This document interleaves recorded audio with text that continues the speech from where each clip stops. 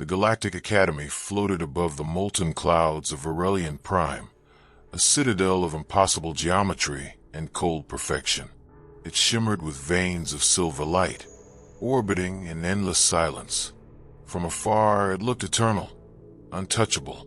Within its crystalline halls, thousands of beings studied the science of the cosmos, each species the pride of its world, its evolution honed for intellect, strength, or control. No sound of footsteps echoed there. Most cadets floated, glided, or pulsed through the corridors as pure energy. And yet, one did walk. Elias Cade, human, last of a race that had once screamed at the stars before burning itself to ash. He stepped off the transport, feeling gravity pull at him, a sensation most species had long abandoned. Around him, the air vibrated with the low hum of translation fields. Hundreds of alien eyes studied him, curious, skeptical, some even repulsed. "You are carbon-based," one whispered telepathically. "Mostly," Elias said. The being recoiled. "How primitive." Elias smiled faintly. He'd expected that. What he didn't expect was the silence that followed, the kind that judged, weighed, and dismissed all at once. The head instructor, a being of liquid crystal, approached. "Cadet Cade of Sol 3, you have been admitted as a courtesy to your extinct kind.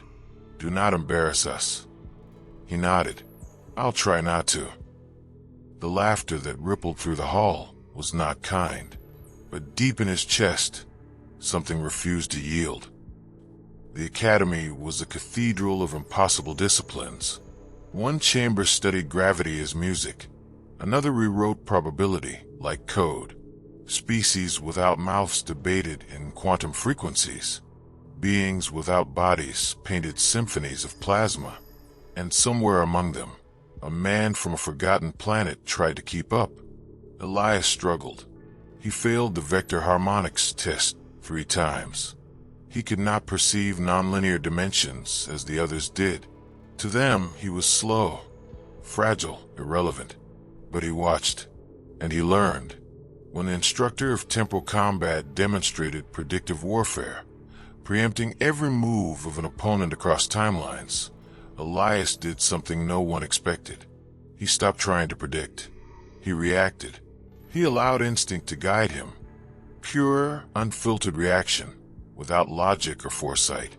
In simulation, he dodged strikes that should have been unavoidable.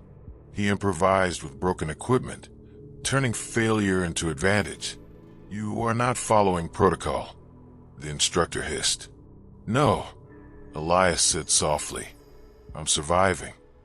The silence that followed was different this time. Not mockery, but thought. It happened during the 63rd rotation. The academy trembled, not from mechanical failure, but from something older. The stars flickered. Gravity folded on itself. A pulse rippled through the universe, like a heartbeat out of sync. Sirens of every frequency filled the air, not sound, but sensation. Species of energy screamed in ultraviolet. Metallic bodies froze mid-transmission. Elias stood at a viewport and saw the sky tear open. From the void came the Otherborn, entities without shape, feeding on order and structure. They devoured algorithms, logic, causality, everything the advanced races relied on. The instructors panicked. The academy's shields failed, too predictable, too elegant, too logical. The defense grid recalculated endlessly, while the enemy ignored equations altogether. Elias ran. He grabbed manual overrides, sealed bulkheads, cut systems by hand. He shouted to beings who had never heard a voice raised in command. "Forget the protocol. Do it manually." They stared, confused. Manual was a word from a forgotten age. He didn't stop. He rerouted power through physical conduits, forcing the systems to behave like ancient machines. Where the others froze, he acted. Where their logic collapsed, his chaos thrived. "You cannot win," said an instructor, despairing. "Maybe not." Elias answered. But we can live. And he did what no one else dared. He entered the unstable core chamber. The core was collapsing, a storm of blue fire twisting around itself. Reality bent. Sound stretched into silence. The temperature climbed until even thought began to burn. Elias crawled through the wreckage, his body shaking. Every cell screamed. He remembered Earth, not the wars, not the ruin, but the smell of rain on soil, the laughter of his sister, the taste of salt wind. He reached the main reactor node. Its control lattice glowed with impossible equations, language meant for minds larger than his. He couldn't read it, so he didn't try. He pulled the emergency conduit, a relic still wired for physical interface. Energy surged. Pain flooded his nerves. He screamed, but the sound was swallowed by the hum of collapsing space. The light exploded. Then silence. When he opened his eyes, the void was gone. The academy floated, wounded but alive. The Otherborn had vanished.